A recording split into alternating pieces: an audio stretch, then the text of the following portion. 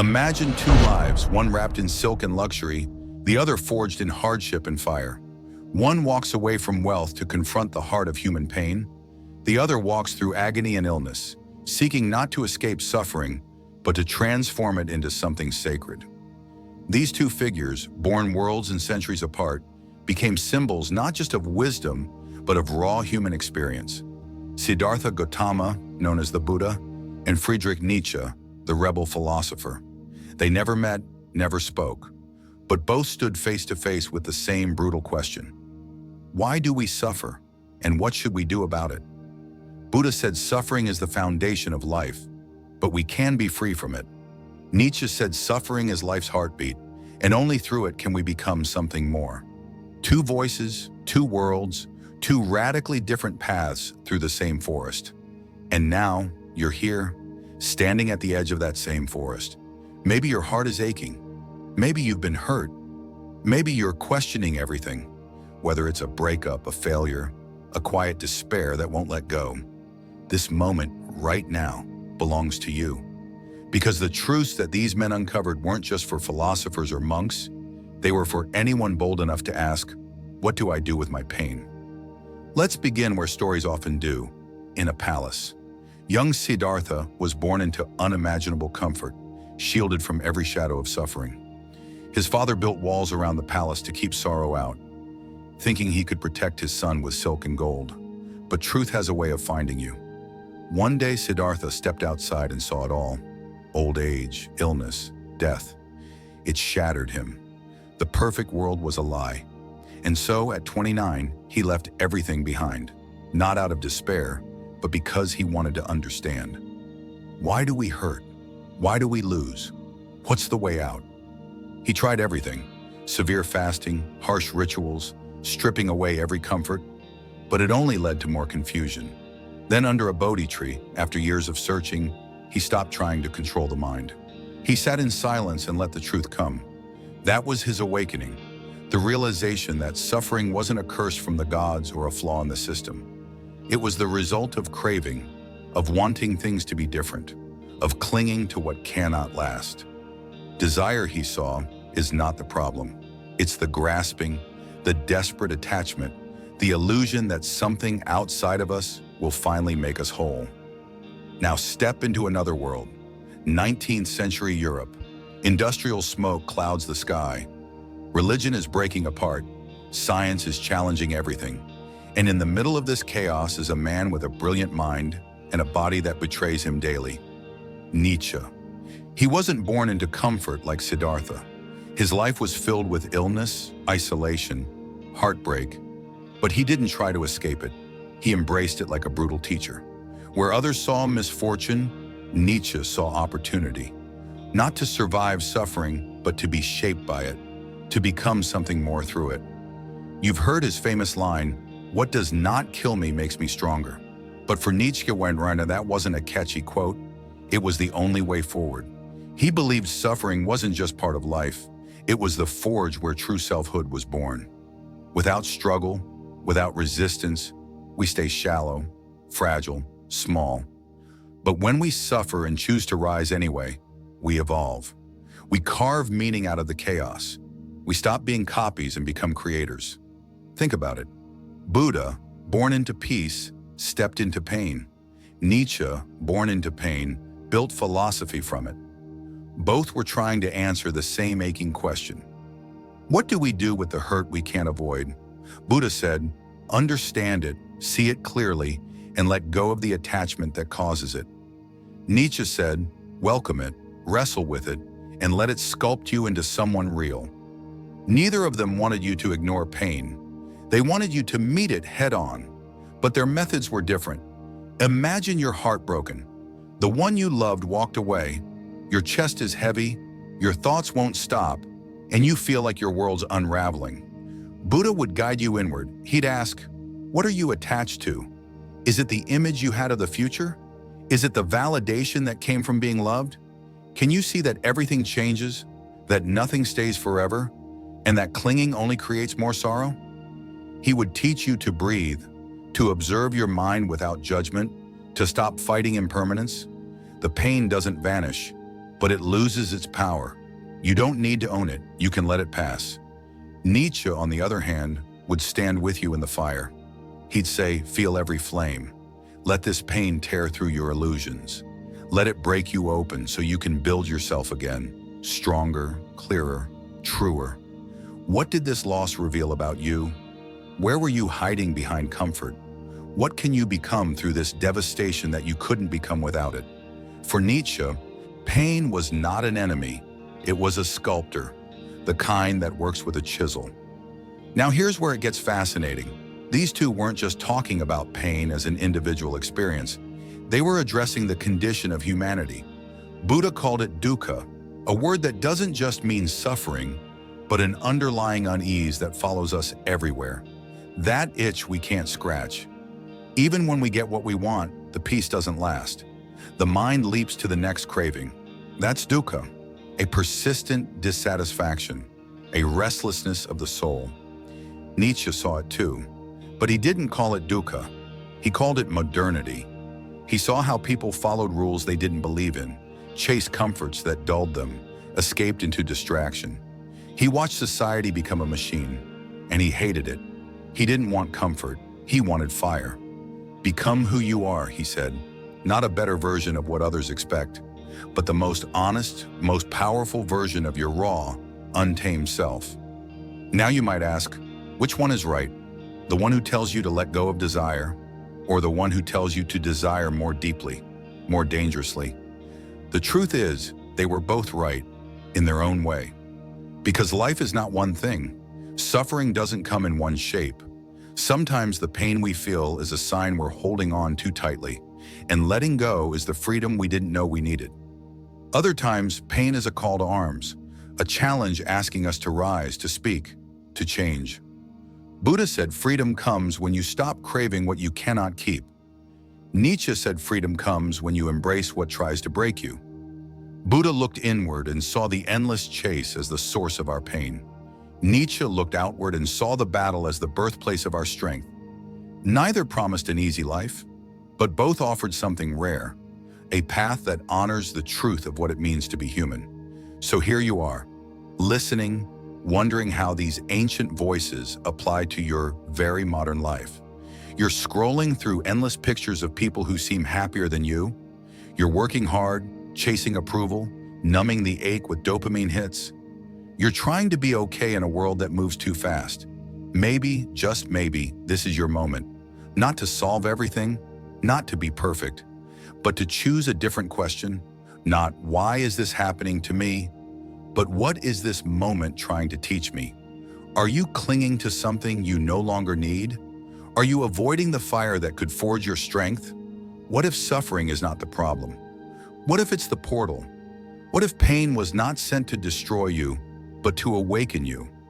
Not as a punishment, but as a mirror, reflecting back all the places where your truth was too small, your dreams too safe, your voice too quiet.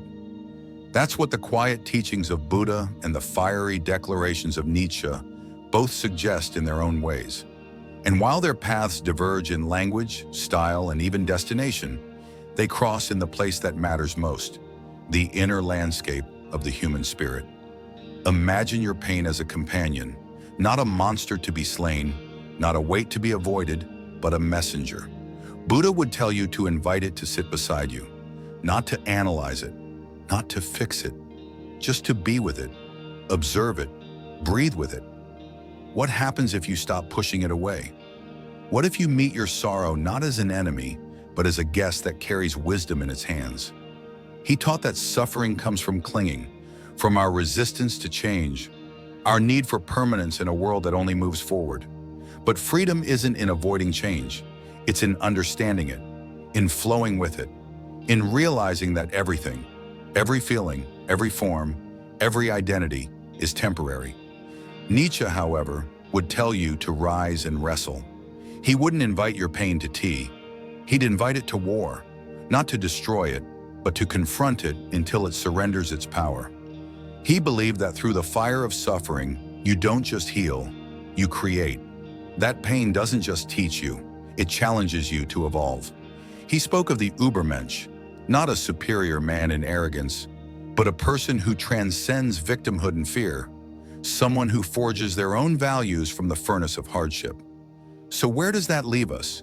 If you're someone who has walked through heartbreak, through betrayal, through deep and invisible wounds, you might wonder, should I surrender or should I fight? The answer perhaps is neither, or maybe it's both, because life is not either or, it's a dance. Sometimes you bow to the storm, sometimes you roar into it, and knowing when to do which? That is wisdom. Let's say you've been betrayed. Someone you trusted turned their back on you. The ground beneath you shifted. The story you were writing burned to ash. In the Buddha's world, you sit with that burning. You do not run from it. You feel it, not with panic, but with presence. You ask, what am I holding on to? Is it my image of who they were? My illusion of control? My desire for a life that now cannot exist? You sit, you breathe, you allow. And eventually the fire cools, not because it's gone, but because you are no longer feeding it with resistance. There are times in your life when you look around and realize everything has changed, and yet nothing has. The streets are the same, the people are the same, but you are not. It's a quiet shift, not marked by grand announcements, but by how you no longer tolerate the things you once did. How your silence feels different now. How your laughter is more honest, and your tears come without shame. This is the transformation no one applauds because no one sees it. But you do. You feel it in the way your soul starts choosing itself over and over again. This is what happens when you walk with pain, not away from it. This is the reward of presence. This is the echo of healing. Both Buddha and Nietzsche speak to this moment, the turning point that looks like stillness, but is really the foundation of a new life. Buddha teaches you that this shift comes from seeing things as they are, not as you wish them to be, that freedom is found not in escape, but in awareness. Nietzsche would argue that this shift is your rebirth, that the pain you endured has cut away the unnecessary, leaving behind a more elemental version of you. A version no longer shackled by fear or illusion, but shaped by the rawness of truth. There was a man who carried shame like a second skin. His past was littered with mistakes, things he couldn't take back, words he wished he hadn't said, bridges burned in moments of anger. For years, he tried to outrun his past by pretending it didn't exist. He moved cities, changed jobs, built a new persona. But shame is not so easily buried. It whispers in your quiet moments. It haunts the edges of your success. One day, exhausted from running, he turned to Buddha's teachings, hoping for forgiveness. What he found instead was awareness, not judgment, not cleansing, just truth. He sat with the weight of his regrets and saw them for what they were, not who he was, but what had happened. He was not the sum of his worst moments. He was the awareness that remained after the storm. This realization didn't erase the past, but it changed his relationship to it. He no longer flinched when it surfaced. He welcomed it like an old teacher. Nietzsche came later, with fire in his words. He told the man that guilt was a beginning, not an end, that the responsibility he felt was not a punishment, but an invitation. What will you do with what you've done? Nietzsche seemed to ask. Will you let it define you, or will you let it refine you? So the man began to make amends, not always with the people he had hurt, for not all would listen, but with the world. He mentored young men coming out of prison. He volunteered in places where he once would have never set foot. He wrote about redemption, not as a destination, but as a daily practice.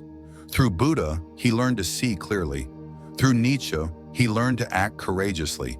And somewhere between stillness and fire, he found peace, not from forgetting the past, but from transforming it into something sacred.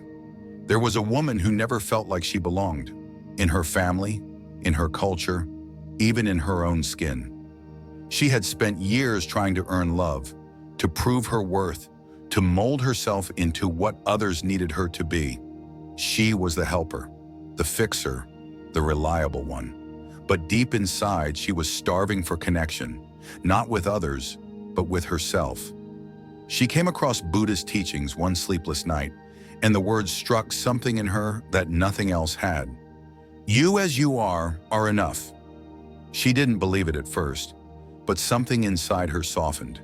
She began sitting in silence each morning, not to change herself, but to simply be.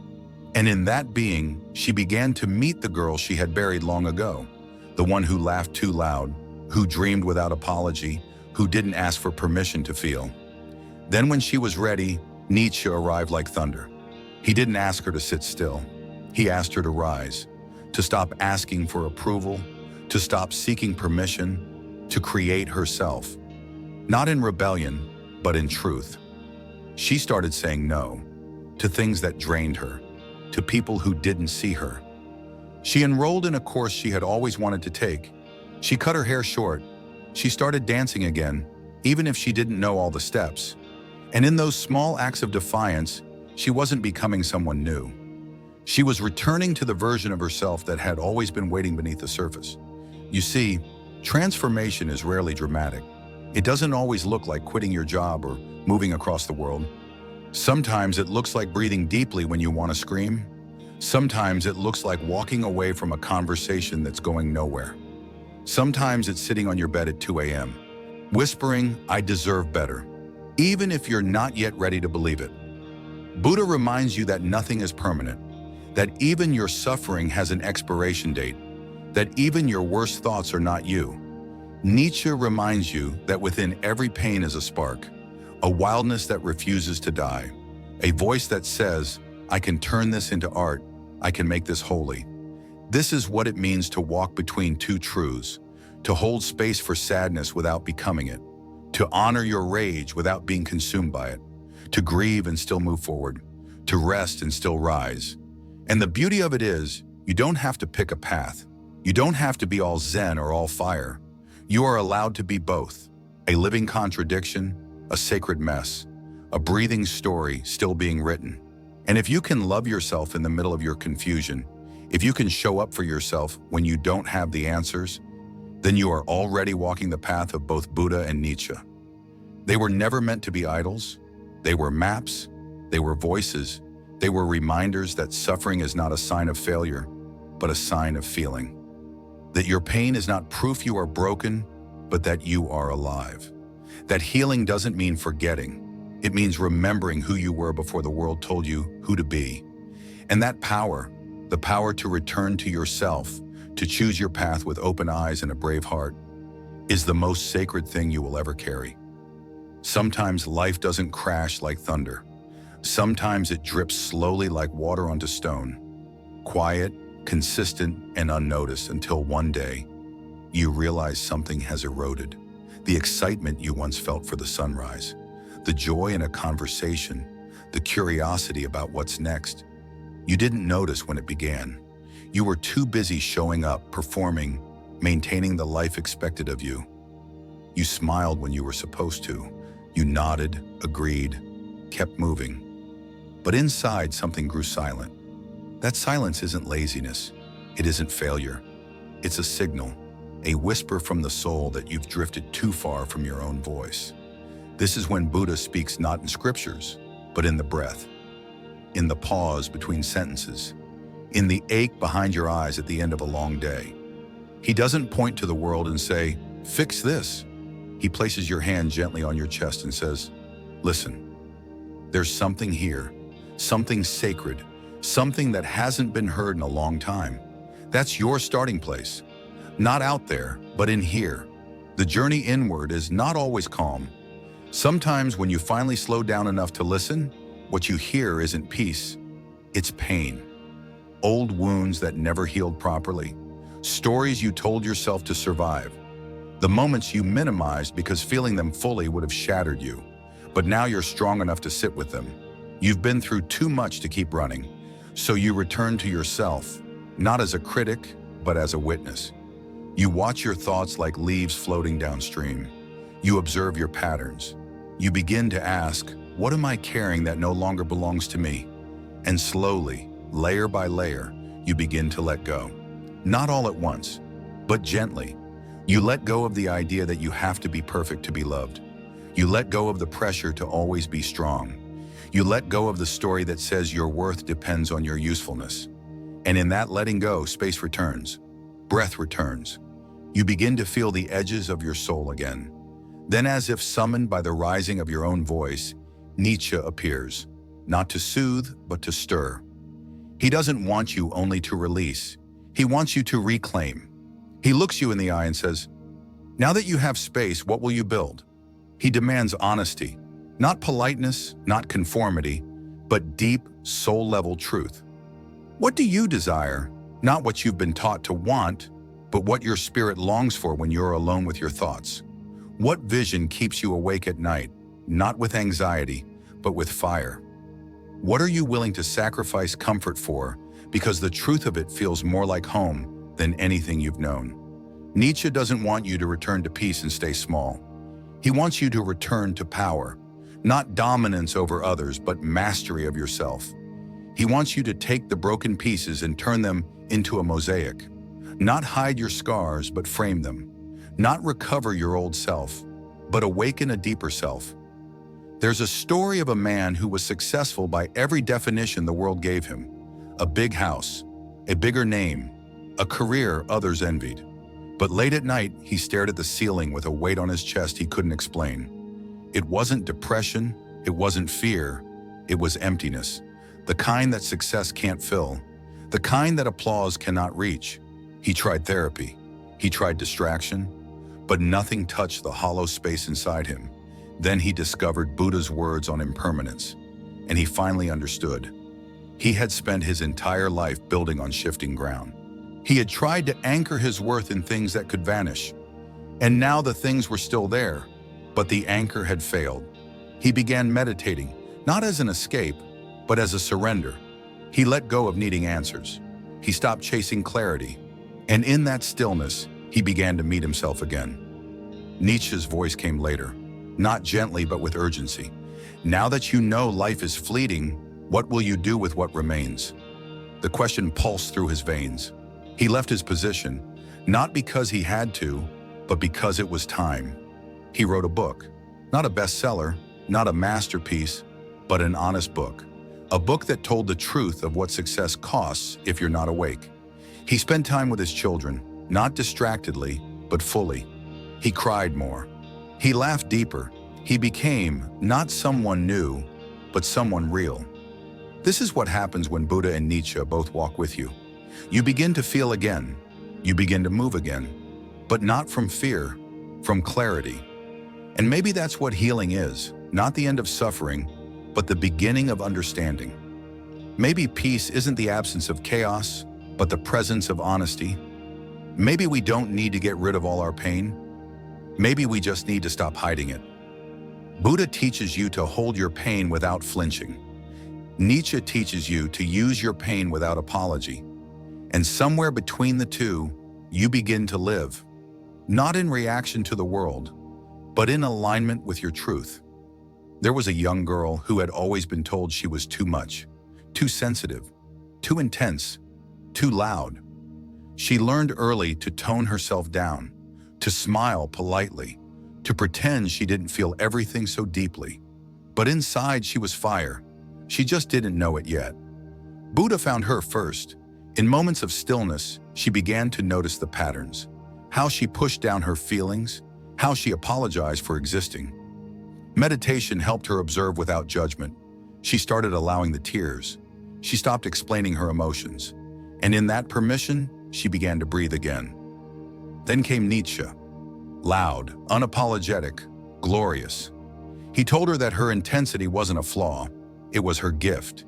He asked her not to dim, but to burn. She started writing poetry, not quiet poems, loud ones, angry ones, beautiful ones. She performed them on open mic nights with her voice shaking, and after every performance, she felt a little more like herself. She didn't stop being sensitive, but she stopped being ashamed. She realized that being too much was better than being less than who she was. She didn't meditate to disappear. She meditated to connect. She didn't create art to be famous. She created it to survive, to live, to love. And in the process, she became something whole. That's the kind of healing we rarely talk about. The kind that doesn't fix you, the kind that frees you. So if you're feeling lost, broken, confused, know this: you're not behind. You're not failing. You're becoming. And becoming is messy, it's sacred, it's non-linear. Some days you'll feel enlightened. Some days you'll feel like you're drowning. That's okay. That's human. That's the middle of the story. And in this story, you're both student and teacher, both seeker and creator, both empty and full. There is no single path. There is no final destination. There is only the moment you decide to listen, to sit with what is and rise with what could be. That's the invitation. That's the gift. That's the wisdom waiting in your own breath. Nietzsche would ask something else. He would say, what does this betrayal reveal about your strength, about your dependence, about the truth you were avoiding? What opportunity has this pain created for you to build a new kind of life? One that no longer needs the approval, the safety, or the illusions you once clung to. You don't sit in the fire to escape it. You stand in it so that it burns away everything that is false. Can you feel the difference? One path moves inward with compassion. The other moves forward with ferocity. But both demand the same thing, honesty. Buddha asks you to be honest about your attachments. Nietzsche asks you to be honest about your fears. Neither leaves room for pretending. Both require courage. Now imagine someone who is struggling with meaning. They have done what they were told, got the degree, found the job, built the life, and yet they feel empty. Not because they're weak, but because something essential has been forgotten. This person finds themselves staring into the mirror one day, wondering, is this it? Is this all there is? Buddha would point out the suffering hidden in that question, the craving for permanence in a world built on change, the illusion that any external structure, career, relationship, identity, could ever fill the void inside. He would say, come back to the breath, let go of striving, begin again in stillness. Nietzsche would look at the same moment and ask, what have you created? Have you lived according to your own values or borrowed the values of others? He would call you to responsibility, not the kind built on duty, but the kind built on truth. What do you want your life to mean? What are you willing to suffer for? That is perhaps the most difficult question of all. Not how to avoid pain, but how to use it. Both men agree that pain is unavoidable, that loss is certain, that the world will, at times, tear through your carefully built life like a storm. But only one question matters then. What will you build from the wreckage? Because wreckage is not the end. It is the place where new foundations are born. The Buddha sat under the tree not to escape life, but to understand it. Nietzsche wrote through migraines and exile not to glorify pain, but to demand truth from it. Both of them lived their philosophy. Neither had easy lives, yet both discovered something rare. Clarity, not in comfort, but in confrontation. That's what's missing in much of our world today. We're told to chase happiness, to avoid discomfort, to numb ourselves from any feeling that hurts. But these teachings, these ancient, aching truths, remind us that healing is not found in escape. It's found in presence, in standing still, in walking through the forest even when the path disappears. You listening right now, you know that forest. Maybe you're in it. Maybe you've lost someone. Maybe you've lost yourself.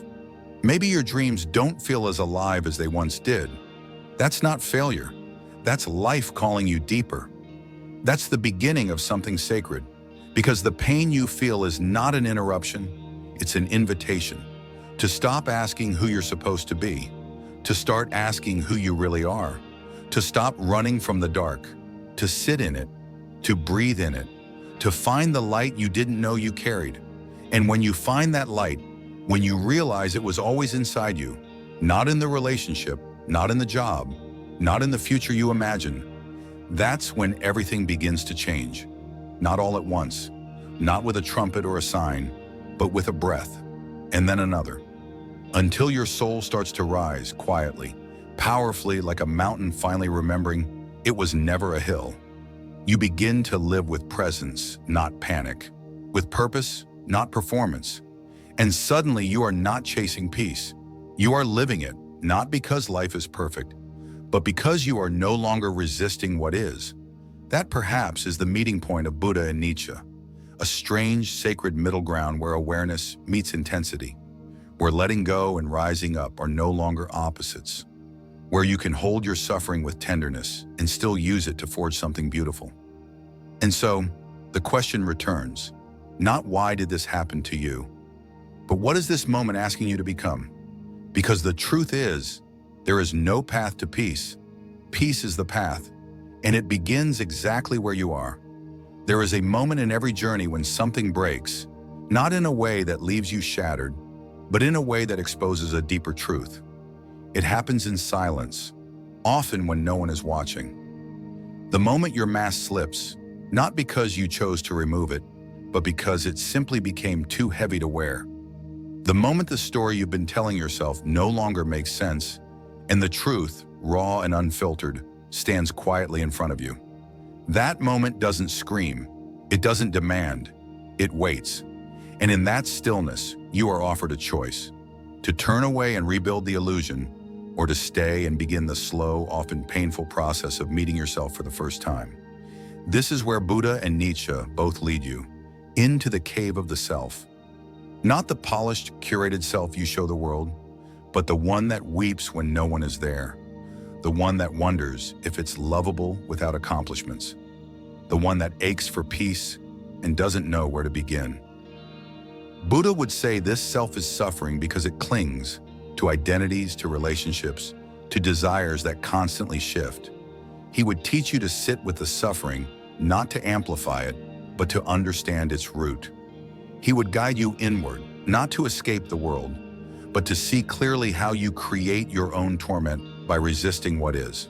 He would show you that every time you say, "This shouldn't be happening," you are arguing with reality and losing. And in that loss, you create pain. But if you could accept, truly accept, that everything changes, that nothing can be held forever, you would begin to soften, not collapse, soften. You would stop gripping life with white knuckles. You would begin to trust that letting go is not the same as giving up. It is simply the art of aligning with truth. Nietzsche, on the other hand, would walk with you into that same cave, but with fire in his eyes. He wouldn't ask you to soften. He would ask you to rise, to stand in the wreckage of your broken illusions and say, "What now can I build?" He would demand that you stop waiting for meaning to arrive from outside and start creating it with your own bare hands. For Nietzsche, the cave of the self is not a place of peace, it is a forge, a place where you confront your shadows, not to destroy them, but to understand the shape they give you. He would challenge you to ask, what pain am I willing to endure in order to become who I truly am? Because for him, greatness, true, soul-deep greatness, is born not in comfort, but in chaos, in the willingness to be destroyed by truth and reborn by choice. So here you are, perhaps facing your own cave. Perhaps your life isn't working the way you thought it would. Perhaps you're tired of pretending you're okay. Perhaps you've lost something, a dream, a person, a version of yourself, and you don't know how to begin again. That's not weakness. That's not failure. That's a doorway, a sacred threshold that asks not for answers, but for honesty. Buddha would invite you to sit and notice the sensations in your body, the thoughts in your mind, the patterns of your breath. He would guide you into mindfulness, not as a technique, but as a return, a homecoming to the present moment where all peace lives. He would remind you that your thoughts are not facts, that your emotions are not enemies, that everything you experience can be held with compassion, and in that holding, the suffering begins to loosen its grip, not vanish, just loosen, enough for you to breathe again. Nietzsche would stand behind you and say, "Don't just breathe, create." He would ask what you've been avoiding, what part of yourself you have disowned in the name of fitting in, being liked, staying safe. He would urge you to take the broken pieces and make something no one has seen before. He would remind you that the world doesn't need more polished people, it needs more real ones. More souls who have walked through fire and still choose love, still choose laughter, still choose to create beauty in a world that so often forgets how. And maybe you've forgotten too. Maybe you've forgotten that you are allowed to start over, not just once, but every single day. That you are not a fixed identity, that you are not your past, that every breath you take is a chance to return to yourself. Not the self that was shaped by trauma, not the self that was carved by expectation, but the self that was there before the world told you who to be. That self is not gone. It is simply waiting. Waiting for the day you stop performing and start listening. Waiting for the day you stop running and start remembering. And when you remember, really remember, you will realize that you don't have to choose between Buddha and Nietzsche, because both live inside you. The part that wants to sit still and the part that wants to rise, the part that wants peace and the part that wants passion, the part that wants to let go and the part that wants to fight. These are not contradictions, they are layers, dimensions, songs in the same symphony. And your job is not to silence one in favor of the other. Your job is to listen to both and decide, in this moment, which truth you need most. Do you need to soften or to stand? Do you need to surrender or to speak? Do you need to rest or to rise? No book can answer that for you. No teacher, no quote, no philosophy. Only you can know. And that is the beauty and the terror of being alive. You must live your own questions. You must walk your own path. You must make peace with the paradox of being human, that you are both light and shadow, both seeker and creator, both wounded and wise. And maybe that's what pain is really here to teach you. Not that life is cruel, not that you are broken, but that you are vast, that you contain multitudes, that your suffering, if you let it, can open you, not to despair, but to depth, to truth, to a version of yourself that is not afraid to feel, to fall, to fail, and still love anyway. Because that is the ultimate act of courage. Not to avoid suffering, but to face it with open arms and say, even this will shape me into something holy. So wherever you are right now, whether you are sitting in silence or screaming into the dark, know this, you are not alone. You are walking a path that has been walked by saints and rebels, monks and philosophers, artists and warriors. A path that leads not away from pain, but through it. And on the other side is not perfection, but presence. Not certainty, but peace. Not escape, but embodiment. The kind that lets you stand in the middle of your life with all its mess and mystery and say, this is mine, and I will live it with everything I have. Because in the end, that's all any of us can do. Live it, fully, fiercely, freely. Sometimes life breaks you slowly. Not all at once, like a sudden crash, but in a quiet, dragging way. You start forgetting who you were before you carried this much. Before the laughter faded from your voice, before you measured every word you spoke. It starts with a little exhaustion that doesn't go away. Then it becomes a sadness that creeps in during the silence. Then one day, you wake up and realize you're not even sure who you are beneath all the masks. This is the quiet collapse no one talks about. Not dramatic, not public, just the slow erosion of a soul that forgot how to rest. In these moments, both Buddha and Nietzsche offer their hands, but in different ways. Buddha says, pause, sit, let go of all the striving, be still enough to hear the truth rising within you. He believes the answer is not in adding more, but in releasing what you never needed in the first place. Nietzsche, though, would say this is the moment you reclaim yourself. He would tell you that in this brokenness lies your potential, not to return to who you were, but to become who you've never dared to be. There was a man who spent years doing everything right. He followed the script, checked the boxes, built a life that looked perfect from the outside. But something inside him grew quieter with every promotion, every goal achieved. He stopped dreaming. He stopped creating. And then one day, his body gave out. Panic attacks, insomnia, a heart that beat too fast even when he was sitting still. Doctors told him to reduce stress, but it wasn't stress that broke him. It was the weight of a life that was never truly his. When he came to the teachings of Buddha, he found a mirror. The idea that suffering comes not from what we endure, but from the resistance to what is. That clinging to a false self, to a life built on external approval, creates a prison. Through mindfulness, he began to observe his thoughts, to sit with discomfort, to notice how often his mind pulled him toward future fears or past regrets. Slowly he began to return to the present, not as a concept, but as a lived experience. He found peace not by escaping his life, but by finally showing up for it with full awareness. Then he read Nietzsche, and something else ignited. Buddha had given him peace, but Nietzsche handed him fire, a voice that said, "Yes, sit in stillness, but then rise." Nietzsche's idea of the will to power resonated not as domination over others, but as mastery over oneself. He realized he had spent years taming himself, making himself small, palatable, acceptable. But underneath that was a voice that wanted to sing, to shout, to build something reckless and beautiful. So he started painting again, something he hadn't done since his 20s. Not for fame, not even for skill, just to feel color move through his hands. It didn't matter that he wasn't great at it. What mattered was that he was alive again. He wasn't trying to escape suffering anymore. He was using it, letting it carve space for something new. This is the paradox. Buddha shows us how to dissolve the ego's attachments, how to find stillness in a chaotic world.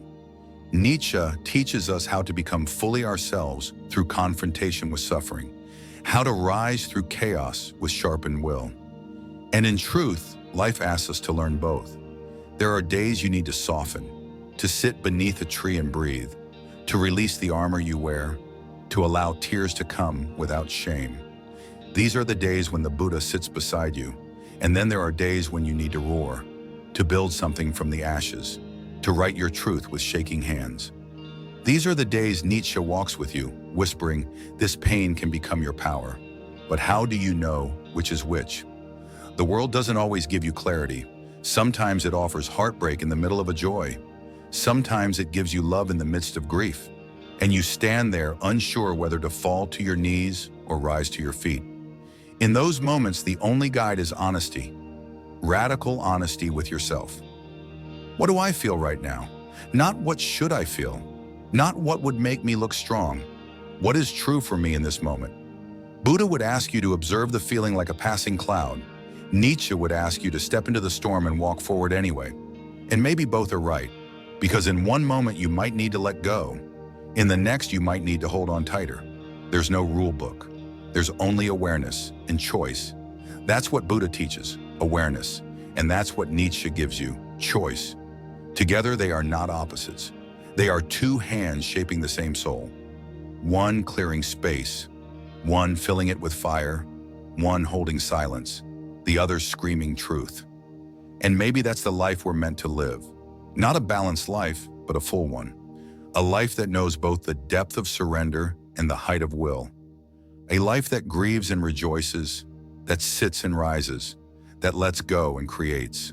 A life that is honest enough to feel, brave enough to act, and wise enough to rest. There was a woman who had lost everything, a child, a marriage, a sense of who she was. She had prayed for healing, waited for time to make the pain smaller. But it didn't. The quiet man never told people what they were. He simply reflected what he saw, and what he saw always was beauty, even in the mess, especially in the mess. He once said, "True beauty isn't in being untouched by life. It's in how you let life touch you without turning to stone."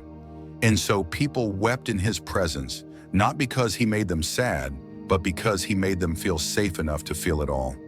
There was a man who had spent most of his life running, not from a place, not from people, but from silence. He filled every moment with noise, music, news, conversation, anything to avoid being alone with his thoughts. "Silence terrifies me," he confessed. The quiet man asked, "What do you think you'll hear if everything else stops?" The man hesitated, then whispered, "Myself." The quiet man nodded. "And is that such a terrible thing?" He spent the next few days in solitude. It was uncomfortable at first. He reached for his phone, then set it down. Reached for distraction, then chose stillness. And in that stillness, the thoughts came. Loud, harsh, critical. But he stayed. He breathed. He wrote. And somewhere between day 3 and day 6, the voice changed. It grew softer. It said things like, "You've done enough today, and I miss you, and I'm proud of you for trying." It was still his voice, but now it was kind. And when he returned to the quiet man, he didn't say much. Just, "Thank you for helping me meet me." The quiet man believed that silence wasn't emptiness. It was presence without performance. That stillness wasn't absence. It was the fullness of being without needing to become. He encouraged people to sit with themselves, not to solve anything, but to witness.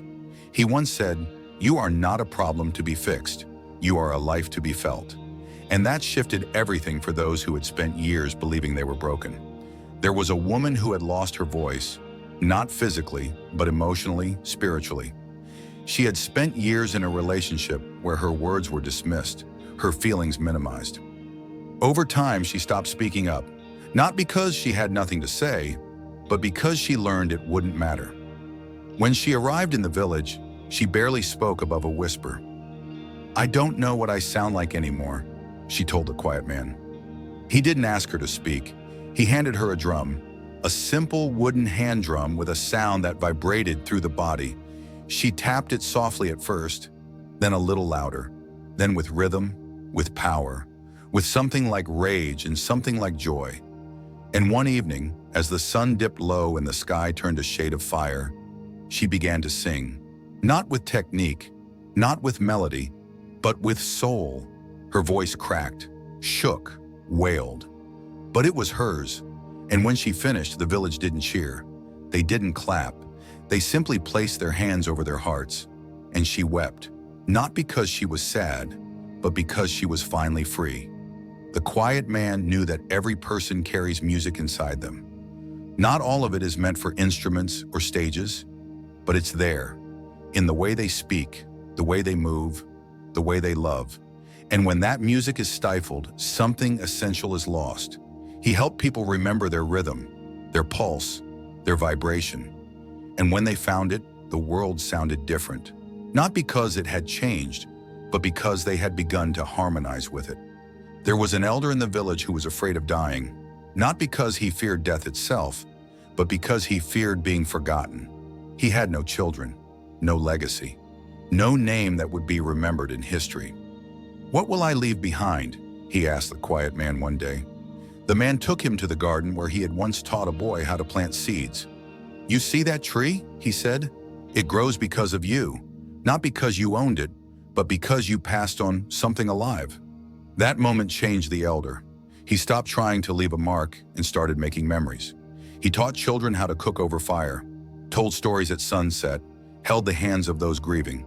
And when he passed, there was no monument, but every person in the village lit a candle, not because they were told to, but because their hearts remembered.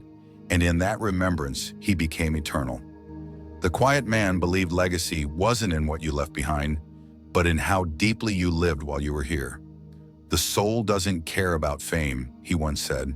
"It cares about connection." And so people stopped chasing impact and started offering presence. They stopped needing to be remembered and started choosing to be real. And in that choice, they touched lives in ways no history book could hold. The village never promised healing, only honesty. It didn't erase pain. It made space for it. It didn't offer answers. It honored questions. And those who walked its paths didn't always leave changed, but they always left seen, because that's what the quiet man gave. Not magic, not miracles,